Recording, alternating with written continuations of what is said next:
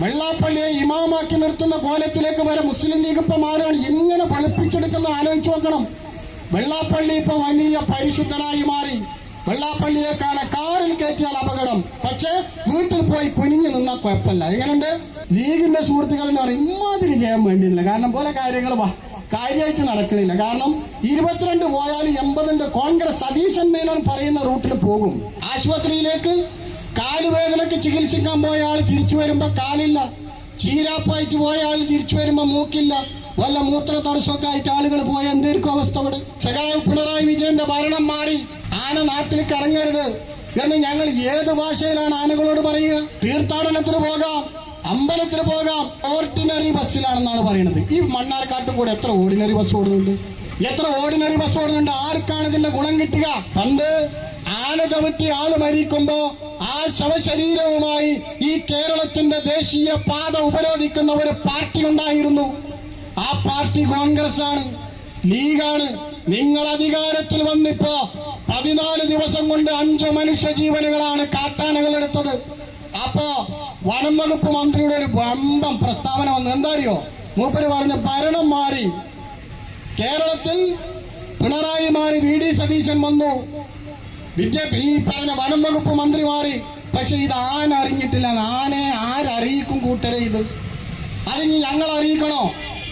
ഞങ്ങൾ പോയിട്ട് ആനയോട് പറയണം, നോക്കൂ, ഇവിടെ സഖാവ് പിണറായി വിജയന്റെ ഭരണം മാറി, ഇവിടെ വനം വകുപ്പ് മന്ത്രി മാറി, ഇപ്പൊ VD സതീശൻ മേനോനാണ് ഈ കേരളത്തിന്റെ മന്ത്രി.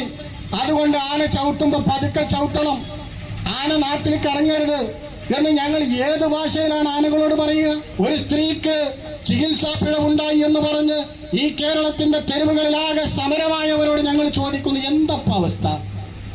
ഇപ്പൊ കോൺഗ്രസ്സുകാർ പോകുന്നുണ്ടോ? ഞങ്ങൾ വല്ലാതെ അതിശയോക്തി കലർന്നൊന്നും പറയുന്നില്ല.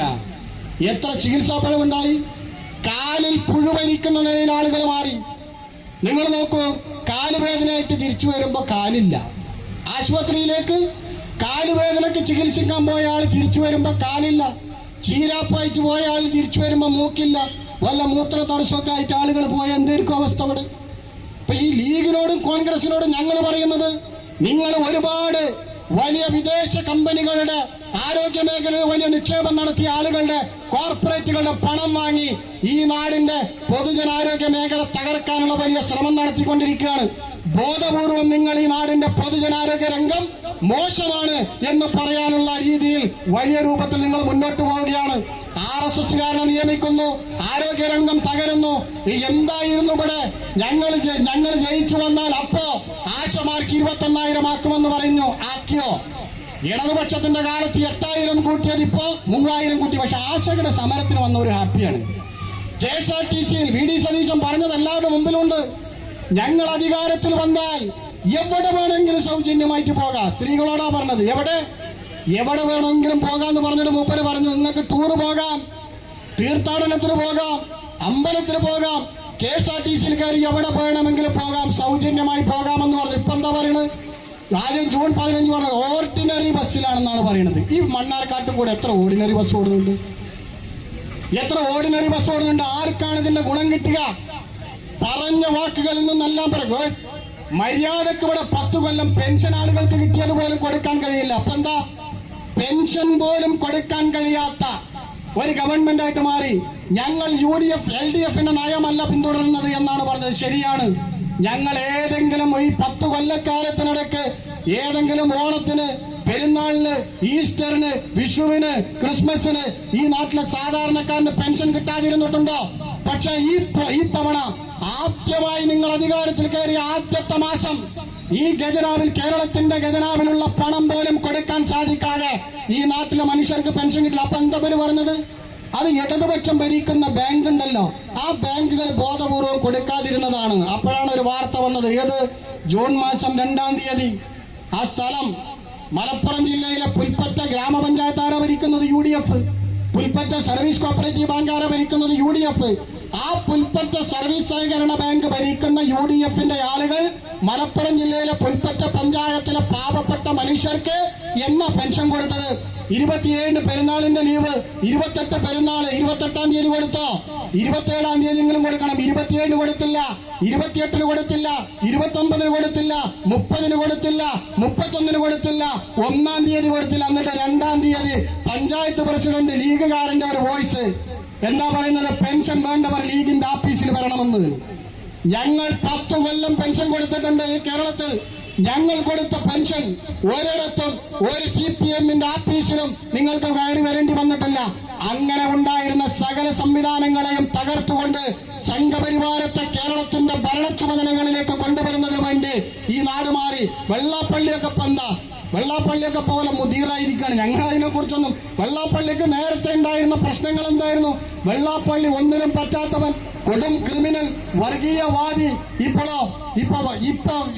ഇപ്പോഴത്തെ ലീഗുകാരും കോൺഗ്രസുകാരും UDF-കാരും ഒക്കെ ഈ പറഞ്ഞ വെള്ളാപ്പള്ളിയിൽ നിന്നും അയാളെന്നും ഇപ്പൊ വല്ലാതെ മുന്നിലേക്ക് നിർത്തി കൊടുക്കേണ്ട പോലെ അയാളെ മുന്നിൽ നിർത്തിയിട്ട് മറ്റു കാര്യങ്ങളിലേക്ക് പോകും. വെള്ളാപ്പള്ളിയെ ഇമാമാക്കി നിർത്തുന്ന കോലത്തിലേക്ക് വരെ മുസ്ലിം ലീഗ് ഇപ്പൊ മാറുകയാണ്. എങ്ങനെ ഫലിപ്പിച്ചെടുക്കുന്ന ആലോചിച്ചു നോക്കണം. വെള്ളാപ്പള്ളി ഇപ്പൊ വലിയ പരിശുദ്ധനായി മാറി.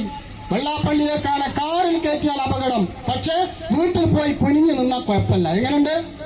കാറിൽ കയറ്റിയത് അപകടമാണെങ്കിൽ വെള്ളാപ്പള്ളി നടേശന്റെ വീട്ടിൽ പോയി പൂച്ചെണ്ട് കൊടുത്ത് കുനിഞ്ഞു നിൽക്കുന്നതിന്റെ പേര് എന്താണെന്ന് പറയണം. എങ്ങനെ നോക്കിയാലും സംഘപരിവാരത്തോട് ചേർന്ന് നിൽക്കുന്ന ഈ നാട്ടിലെ UDF-ന്, ലീഗിനെ ഞങ്ങൾ വല്ലാതെ പറയുന്നില്ല. കാരണം ഇപ്പൊ കോൺഗ്രസ്സാണ് ഒക്കെ ചെയ്യുന്നത്. പണ്ട് ലീഗ് ഇങ്ങനെ സമ്മർദ്ദതന്ത്രം ഉപയോഗിക്കുമായിരുന്നു. ഇപ്പോ ലീഗിനോട് പോയത് ഞങ്ങൾക്ക് 102 സീറ്റുണ്ട്, നിങ്ങളെ 22 പോയാൽ 80 ഉണ്ട്, 71 മതി ഭരിക്കാൻ. ലീഗ് കുടുങ്ങിയിരിക്കുകയാണ്. സത്യത്തിൽ ഞങ്ങൾക്ക് നിങ്ങളോട് വലിയ സഹതാപമുണ്ട്. ജയിക്കാൻ വലിയ ജയം. ലീഗിന്റെ സുഹൃത്തുക്കൾ എന്ന് പറയും ഇമാതിരി ജയം വേണ്ടിയില്ല. കാരണം പോലെ കാര്യങ്ങൾ കാര്യമായിട്ട് നടക്കണില്ല. കാരണം 22 പോയാൽ 80 ഉണ്ട്. കോൺഗ്രസ് സതീശൻ മേനോൻ പറയുന്ന റൂട്ടിൽ പോകും. സതീശൻ അംബാനിയെ കണ്ടത് എന്തിന്? സതീശൻ പ്രധാനമന്ത്രിയെ കണ്ടതുമാണെങ്കിൽ നമുക്ക് ന്യായീകരിക്കാം. എന്ത്? പ്രധാനമന്ത്രിയെ കാണുന്നത് കേരളത്തിന്റെ മുഖ്യമന്ത്രി, രാജ്യത്തിന്റെ പ്രധാനമന്ത്രിയായിട്ടുള്ള RSSന്റെ നേതാവ് നരേന്ദ്രമോദിയെ കണ്ട് നമുക്ക് മനസ്സിലാക്കാം. പക്ഷേ ആഭ്യന്തര വകുപ്പ് കയ്യിലില്ലാത്ത VD സതീശൻ എന്തിനാണ് രാജ്യത്തെ ആഭ്യന്തര വകുപ്പ് മന്ത്രിയായിട്ടുള്ള അമിത്ഷായെ കാണുന്നത്? അമിത്ഷായെ കാണാൻ തൊട്ടപ്പുറത്തെ സംസ്ഥാനമായിട്ടുള്ള തമിഴ്നാട്ടിലെ മുഖ്യമന്ത്രി ആഭ്യന്തര വകുപ്പ് കൈകാര്യം ചെയ്യുന്ന ജോസഫ് വിജയ്ക്ക് അനുമതി കൊടുത്തില്ലല്ലോ.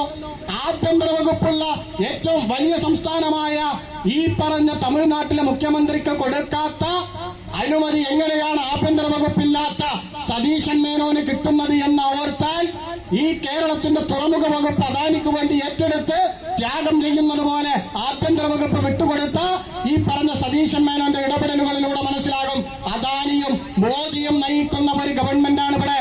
പശ്ചിമ ബംഗാളിൽ, ഈ രാജ്യത്ത് മുമ്പെങ്ങുമില്ലാത്ത വിധത്തിൽ പശ്ചിമ ബംഗാളിൽ ഭരണപക്ഷവും പ്രതിപക്ഷവും ഇപ്പോ ഒരേ പാർട്ടിക്കാരാണ്, ഒരേ ആശയഗതിക്കാരാണ്. അതുപോലെ ഈ കേരളത്തിൽ സംഘപരിവാറിന് നേരിട്ട് ഭരിക്കാൻ പറ്റാത്തത് കൊണ്ട് സംഘപരിവാർ അമേരിക്കൻ സാമ്രാജ്യത്വം മറ്റു പല നാടുകളിലും കോളനിവൽക്കരിക്കുന്ന രാജ്യങ്ങളിൽ, യുദ്ധം നടക്കുന്ന രാജ്യങ്ങളിലൊക്കെ പാവ സർക്കാരുകൾ വെക്കുന്നത് പോലെ ലാറ്റിൻ അമേരിക്കൻ രാജ്യങ്ങളിലൊക്കെ ഒരു കാലത്ത് അമേരിക്കൻ സാമ്രാജ്യത്വം പാവ സർക്കാരുകൾ നിയമിക്കുന്നത് പോലെ രാജ്യത്തെ സംഘപരിവാരം ഇപ്പോ കേരളത്തിൽ ഒരു പാവ സർക്കാരെ നിയമിച്ചിട്ടുണ്ട്. ആ പാവ സർക്കാരിന്റെ തലവൻ ഉൾപ്പെടെയുള്ളവരോട് ഞങ്ങൾ പറയുന്നു, നിങ്ങൾ RSSുമായി ചേർന്ന് ഈ കേരള